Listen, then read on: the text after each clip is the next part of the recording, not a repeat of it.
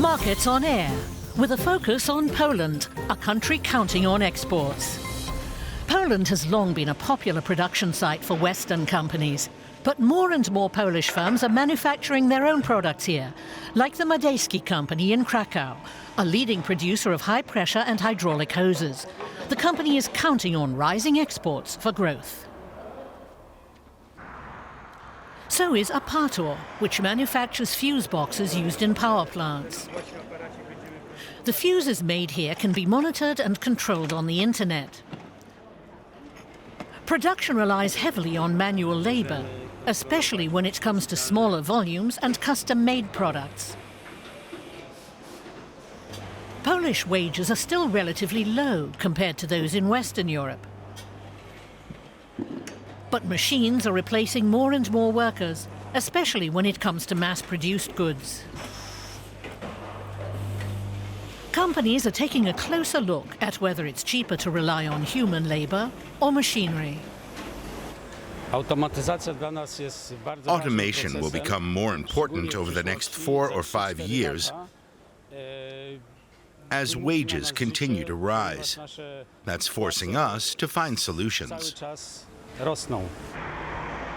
The APA company in Gliwice focuses on automation, digitalisation and Industry 4.0.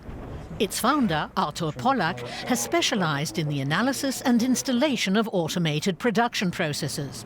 Some 60 engineers at APA develop software, for instance for robots.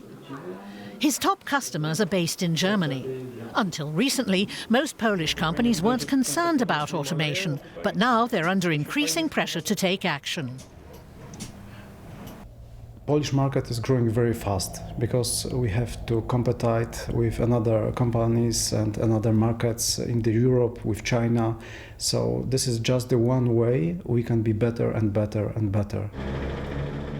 These are just a few of the many Polish companies eager to compete with their Western rivals.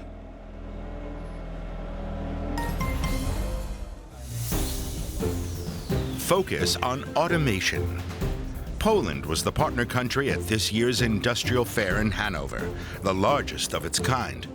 Exhibitors focused on the latest developments in automation and digitalization, which industry groups say are set to make Germany even more attractive as a production location.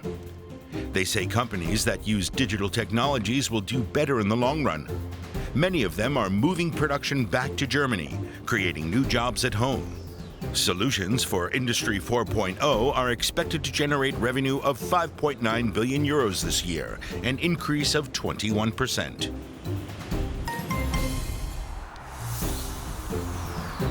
Renewable energy growth.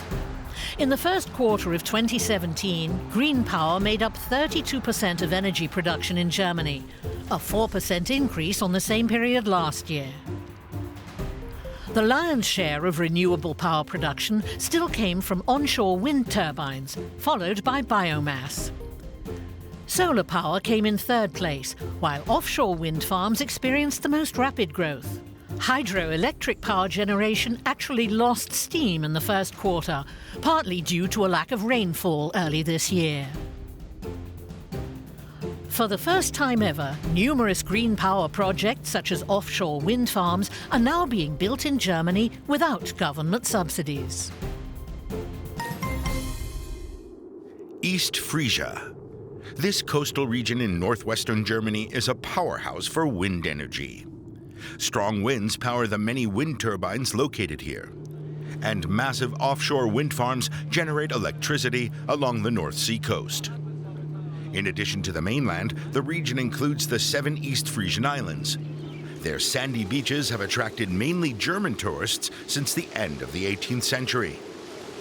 The sparsely populated region is home to just under 500,000 people.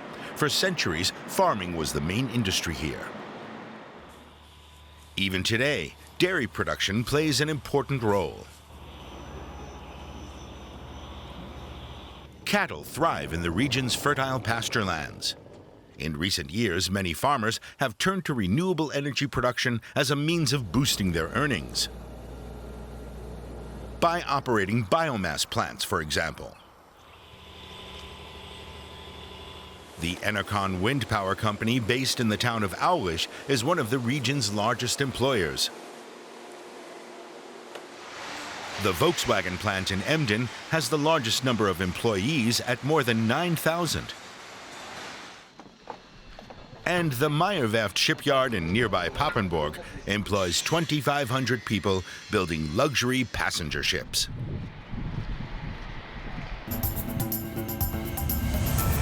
"34,022 electric cars were registered in Germany at the beginning of this year, up more than a third from the previous year.